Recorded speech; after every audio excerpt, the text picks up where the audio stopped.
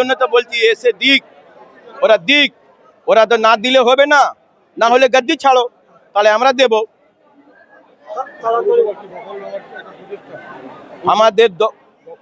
আমাদের দখল নেওয়া প্রচেষ্টা না, আমাদের ইনসাফ করা প্রচেষ্টা আছে। হ্যাঁ, যারা টাকা পায়নি এই জন্য আমরা আছি, না দখল করতে আসিনি।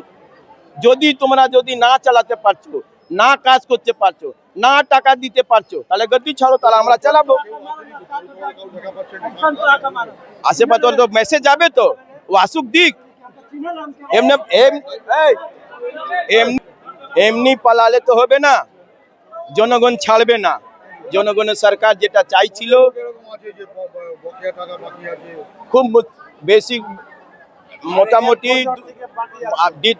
মোটামুটি 2 থেকে 2200 অব্দি লোক আছে বাকি, বাকি আছে 700 এমনি বাকি আছে, আর পার্মানেন্ট স্টাফ মিলিয়ে টোটাল 2000 প্লাস হবে। রাস্তাঘাটে গার্বেজ পড়ে আছে। বিক্ষোভের কারণ হচ্ছে এই যে পৌর প্রশাসন চলছে, পৌর প্রশাসনের চেয়ারম্যান, দুর্নীতিগ্রস্ত চেয়ারম্যান এবং চাকরি চোর ভাইস চেয়ারম্যান দেবজ্যোতি ঘোষের অবিলম্বে পদত্যাগ করতে হবে।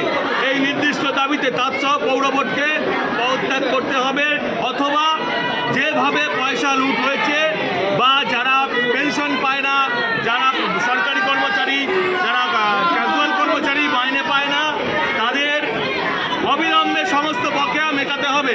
এই দাবিতে সাধারণ জনগণ এখানে বিক্ষোভ প্রদর্শন করছে। আমরা ভারতীয় জনতা পার্টির যারা দায়িত্বপ্রাপ্ত চেষ্টা করছি শান্তিতে তাদেরকে এখানে আটকে রাখবার। গতকাল ভাইস চেয়ারম্যান বলেছিল আমাকে কাজ করতে দেওয়া হয়নি। ভাইস চেয়ারম্যান আপনারা সবাই জানেন যে চাকরি দুর্নীতি হয়েছিল, তার সঙ্গে ওতপ্রোতভাবে জড়িত।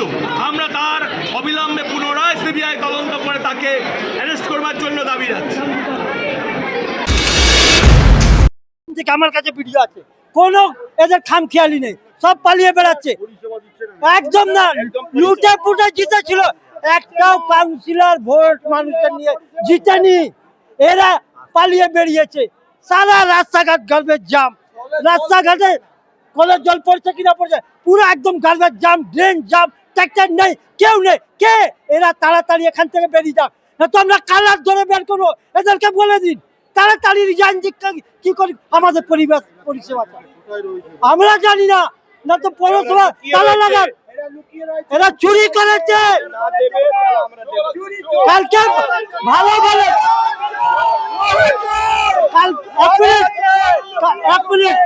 কালকে ভালো ভালো কথা বলছে, অর্জুন বাবু আসবে, পবন বাবু আসবে, রাজেশ বাবু কোনদিন কথা রেখেছে?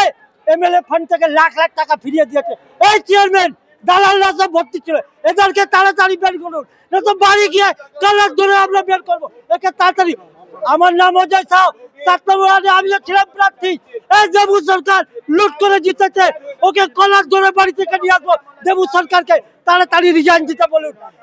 আমার নাম অজয় কুমার সাউ, ঝাপটু 7 নম্বর ওয়ার্ড বিজেপি প্রার্থী ছিল।